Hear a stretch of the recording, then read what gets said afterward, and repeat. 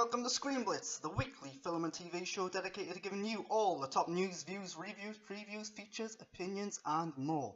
I'm your host, Grant Burton. You can follow me on Twitter and Instagram at @the_Grant Burton, or you can go to forcedbygrant.wordpress.com for all of my written reviews.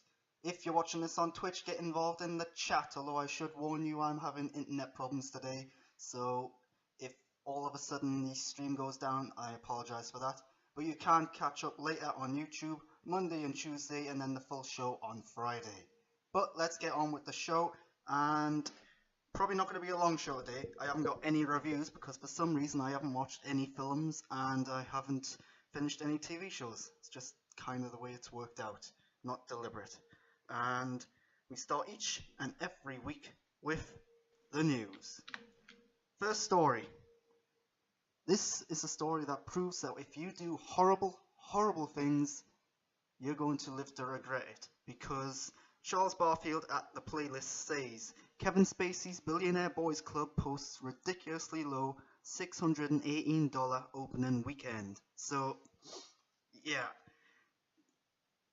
This is clearly a reaction to the Me Too movement that's been going on. And Kevin Spacey's career is pretty much over now. He's probably going to go to prison at some point. I would like to think he would.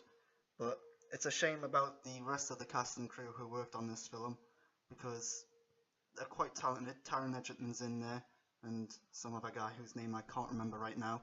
But this probably isn't helped by the fact that the film's mostly getting negative reviews as well. So, and it should be noted that this film was made before all the accusations against Kevin Spacey came out. So that's why Kevin Spacey's in it. And it doesn't have the big budget that, say, what was it, all the money in the world had, so they couldn't recast him or edit him out because his role was that big. So, another thing is, I haven't seen any trailers for this, I haven't seen any marketing for this or posters. When looking for an image for this, the posters look pretty terrible. So, that might also affect why the film's not doing so well, because no one knows it exists. If I don't know much about it, then chances are no one else will. But yeah, that's that. Kevin Spacey, this I think is his last film. I don't think he'll be doing any more. Danny Boyle exits Bond 25 over creative differences. Rumours suggest that these creative differences were over arguments with Daniel Craig over the casting of the villain. And this is a shame. It's really disappointing because Danny Boyle would have done a pretty cool and interesting James Bond film, but it's not to be. So who's going to replace him? Well, there's lots of names lined up. Edgar Wright seems to be the favourite at the minute, but that's not going to happen. If you think Edgar Wright's going to do a James Bond film, guess again, because Danny Boyle has left this film, and Danny Boyle is like an auteur. So if he goes into a film, he's going to take control, he's going to want things done his way. Edgar Wright is exactly the same. So if they don't get on with Danny Boyle, they're not going to get on with Edgar Wright. And Edgar Wright already has a history of this with Ant-Man, having to drop out of that. So there's also people like Christopher McQuarrie up there being considered, but I don't think Christopher McQuarrie would do it, considering he's just came off doing 2 Mission Impossible films, which aren't that dissimilar from this. And the other name floating around is Christopher Nolan, but I don't think Christopher Nolan will do this. Christopher Nolan himself has said that if he's going to do a James Bond film, he'd want it to be the start of a franchise rather than the end. And Christopher Nolan's probably too busy working on his next film, whatever that is, because he has just released Dunkirk. So yeah, Danny Boyle James Bond film, disappointing that we're not going to see it, but let's move on. Jesse Wade at IGN says a Veronica Mars reboot with Kristen Bell is in talks at Hulu. The original writer and star are in negotiations with Hulu. Warner Bros. And the streaming service have been quietly working on a deal for months, and AW was told that the arrangements would be made so that Bell can come back as Veronica, despite her obligations on NBC's The Good Place. So, I've never seen Veronica Mars. I don't think it got that big a reception here in the UK in terms of an audience. Not so much critically, but I don't even know what channel it was on here in the UK. But then I think it only had like 1 or 2 seasons or something like that. And then of course they done that movie just a couple of years back. So People like the show, that's fine. Good on you. This will be very pleasing to fans. But if Kristen Bell has to navigate around doing The Good Place and doing this, I'd rather her do The Good Place because that's a damn good show. So yeah, as long as it doesn't get in the way of that, I've got no problems with this happening. Next up, The Big Bang Theory is to end with season 12, and it's about goddamn time because wow, this show really bad at times. And here's the thing about The Big Bang Theory. When it started off, season 1 and 2, it was all about geeks and nerds. It was about showing them in a positive light. It was about giving them representation at a time when their representation wasn't being shown much, when they were negatively portrayed on TV. And it's throughout its run, The Big Bang Theory has had its ups and downs, but predominantly it's had its downs. The problem started, I want to say, around season 4, maybe even earlier, and that the show went from being about geeks and nerds to being about taking the mick and taking the piss out of geeks and nerds. The jokes started to come at their expense. Everything was much more like a weird, quirky reference, and all the jokes were like making fun of them for the things they liked, and like portraying them as if they were like awkward and weird, and it just wasn't good. So, also, storylines and humor, very repetitive. If you've seen other Chuck Lorre productions like Two and a Half Men, same sort of thing, although less focused on sex and women and more focused on geek and nerd culture. But yeah, they've run out of ideas and it's time to end it. In fact, the finale for the last season would have been a great place to end it. And the last season actually was alright, I think. It was one of the better ones in recent years. I do watch the show, but most of it, it's like I'm watching it out of hate than because I like it. So, yeah. Big Bang Theory coming to an end next year. Should have been a long time earlier. Final news story. Boris Kitt and Eric Hayden from The Hollywood Reporter says that Death Note sequel is in production at Netflix. It was said to be a sizable success by Ted Sarandos, the chief content officer at Netflix. So, I can't remember this film being that big of a success. I think it got mostly negative reviews. Fans of the original anime were really not happy with it. I watched it, I thought it was just okay, nothing special. Although Willem Dafoe, as the voice of that creature thing, I don't know its name, he was pretty good as that. So I'll give it that. And I'm interested to see where it goes. But yeah, I'm not that fussed about a Death Note film or a sequel. I have seen the original anime as well, and the anime was better.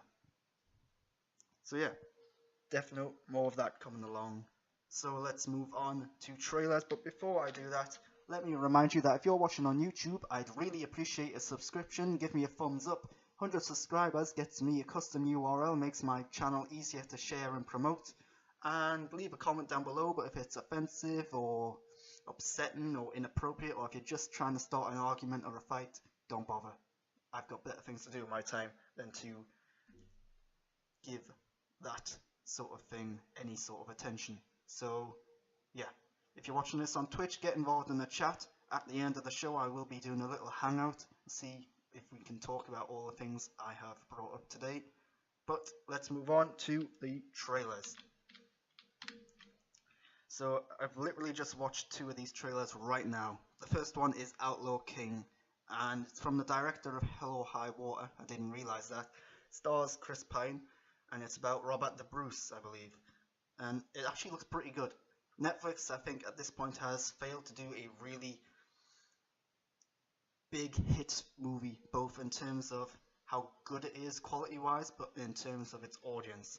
I know Bright done really well, but the critical reception was very negative, although I actually quite like that film. But this one, I think, actually looks pretty good. Netflix has done good films before, but they usually get less attention than films like Bright or Death Note did. So I'm getting a few little Game of Thrones vibes from this, and what's that film? There's a film, I think it's called Legionnaire, stuff like that. Typical like medieval stuff.